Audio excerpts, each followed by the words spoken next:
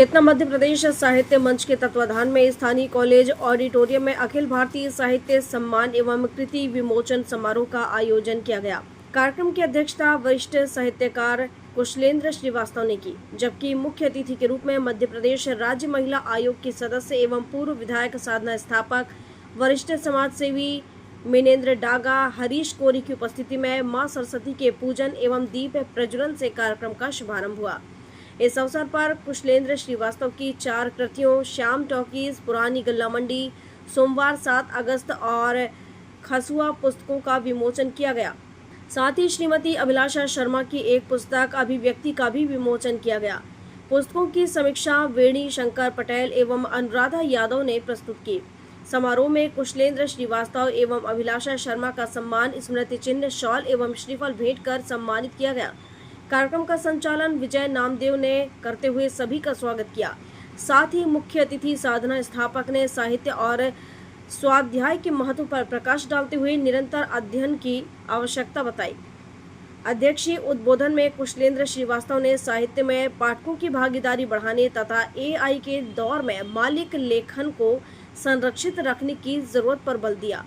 चेतना के संरक्षक मिनेंद्र डागा ने अपने सारगर्भित उद्बोधन के माध्यम से गोरक्षा और गोपालक बनने की बात कही। इस अवसर पर देश के विभिन्न क्षेत्रों से आए साहित्यकारों को अखिल भारतीय चेतना साहित्य सम्मान प्रदान किया गया।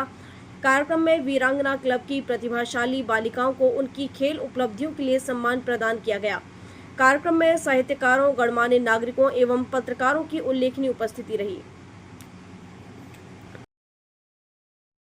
ज्यादा कुछ नहीं कहेंगे, सिर्फ आप सबको बधाई देंगे इस बात के लिए कि आप लोग बहुत लंबा सफर करके यहाँ आए, और इस बात के लिए कि आपकी बहुत अच्छी रचनाएं थी जिनको यहाँ हमने सम्मानित करने का प्रयास किया। हमारे पास हमारे अंदर साहित्य अकादमी के पुरस्कृत नरेंद्र श्रीवास्तव जी, डॉक्टर खान कपिल जी, ये जूरी में थे जिनको ये चयन करना था कि किस कृति को सम्मानित किया जाए।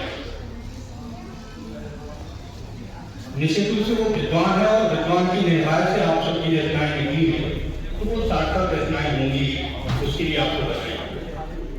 हम लगभग उस दौर में प्रवेश कर चुके हैं जब हमारा चिंतन, मनन सब खत्म होने वाला है। ये काम अब AI करने लगा है, और अगली हमको लग रहा है 1-2 सालों में जो किताबें आने वाली वो AI से रिलेटेड ही होंगी, क्योंकि अभी भी बहुत सारी रचनाएं गोलकों में डल रही है। AI में डाल दिया, हमको उदास मन की कविता की वो खट बना के दे देता है, वो अपना नाम लिख के WhatsApp पे डाल देते हैं। आने वाले दिनों का आगे 2-4 सालों में हमारे साहित्य का भविष्य होने वाला है। तो सर निवेदन यही, जहाँ से भाभी ने बात शुरू की थी कि हमारा चिंतन स्वाध्याय तो निरंतरता में लाने की बहुत आवश्यकता है। हमने देखा क्रिकेट में एक ऑलराउंडर होता है जो बैटिंग भी करता है और बॉलिंग भी करता है। साहित्य में भी एक ऑलराउंडर की जरूरत है जो दूसरों की किताब भी पढ़े और खुद की किताब भी लिखे। आप अपने मन में अंदाज करके देखना कि आपने वर्षों से कोई किताब पूरी नहीं पढ़ी होगी, तो जब तक आप स्वाध्याय नहीं करेंगे तब तक आपके लेखन में वो मौलिकता और चौहन नहीं आ पाएगी। हालांकि हमने AI करने लगाया था, आप सबको इसलिए बताएं कि दौर में भी आपने इतना बढ़िया लिखा है, और उम्मीद करेंगे कि ये पीढ़ी को कम से कम अपनी चिंतन और मनन से साहित्य के क्षेत्र में काम करने वाले हमारे बहुत सारे नौजवान साथी जो आज मध्य प्रदेश में, हिंदुस्तान में बड़े मंचों पर काव्य पाठ कर रहे हैं, हमें बताते हुए खुशी होती है कि उन्हें ये मंच चेतना ने उपलब्ध कराया, और आज वो बड़े बड़े मंचों पर जाकर कारोबार का नाम, इस जिले का नाम रोशन कर रहे हैं। मैं चेतना की तरफ से उनके भी आने वाले भविष्य के लिए उन्हें शुभकामनाएं देता हूं। साथियों, और मैं हमेशा से एक बात कहता आया हूं कि हम तो विद्यार्थी हैं और जीवन के आखिरी क्षण तक विद्यार्थी रहना चाहते हैं, और आप लोगों से कुछ सीखने के लिए यहां आते हैं। वो तो कुशल भैया का बड़प्पन है कि हम उस आखिरी में बैठे व्यक्ति को आप ये साहित्य का मंच उपलब्ध कराते हैं। चेतना का संरक्षक होने के नाते विजय भाई जिनको मैं धन्यवाद और बधाई देता हूं, साधुवाद देता हूं कि उनकी एक पहल एक मध्य प्रदेश के लिए अनुपम उदाहरण बनी। उनकी ये मेहनत, उनकी ये सरलता हम सबको उनकी पूरी टीम के साथ दिखती है और हमको इसका अंग बनने का सौभाग्य मिला, इसलिए मैं उन्हें धन्यवाद देता हूं। सम्मान हो रहा है, मैं उन्हें बहुत बधाई देता हूं, शुभकामनाएं देता हूं, इस आशा और विश्वास के साथ कि सम्मान निश्चित रूप से आपके निर्वहन के दायित्व को और ज्यादा बढ़ाने का काम करता है। समाज आपसे ज्यादा अपेक्षा करता है। आज ये डिजिटल युग है,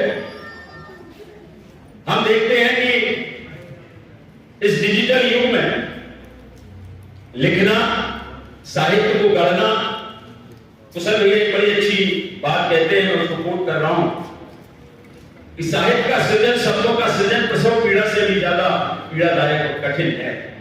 तो उसका कार्य है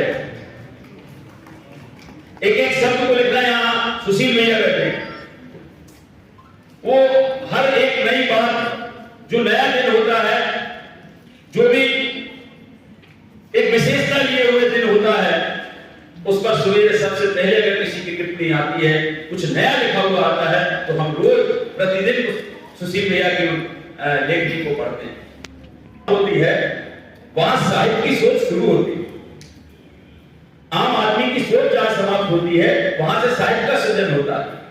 तो आप जैसे सुधी लोगों के बीच में अपने आप को बैठा पाकर मैं धन्यवाद और कृतज्ञता से भरा हुआ हूं।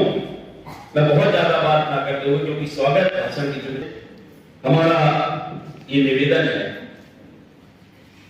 कि निश्चित रूप से आज बहुत कुछ लिखने की आवश्यकता है। नौजवान पीढ़ी जिस ओर जा रही है, उस पर कुछ लिखने की आवश्यकता है। हमारी संस्कार और समृद्धि, जिस पर हमें नाज और गर्व हुआ करता था, कहीं ना कहीं आज के इस मोबाइल के युग में हमारी नौजवान पीढ़ी दिशाहीन हो रही है। उसको दिशा पर लाने के लिए हमें पठन पाठन को बढ़ाना पड़ेगा। इस तरफ हमें इन बच्चों को आगे लाना पड़ेगा। ये बच्चे जो शॉर्टकट अपनाते हैं, जिसके कारण बच्चे डिप्रेशन में जा रहे हैं, उसकी दिशा में हमें काम करने की आवश्यकता है। मैं एक बात और मंचों के माध्यम से कहता हूं, आज फिर आप कलाकार व्यासपीठ पर किसी कथाकार के पास जाता हूं, किसी संत महात्मा के पास जाता हूं, तो उनसे निवेदन करता हूं कि इस बात को समझाइए कि हम गोपाल को मानते हैं, पर गोपाल की नहीं मानते। गोपाल का अर्थ है कि गोपाल, पर हम उसको नहीं पालते हैं, हम उनको कटने के लिए रास्ते पर छोड़ते हैं। तो आप साहित्यकारों से मैं निवेदन करता हूं कि बच्चों के लिए लिखिए। लोग फिर से इस ओर। गाडरवारा से संजय गुप्ता की रिपोर्ट।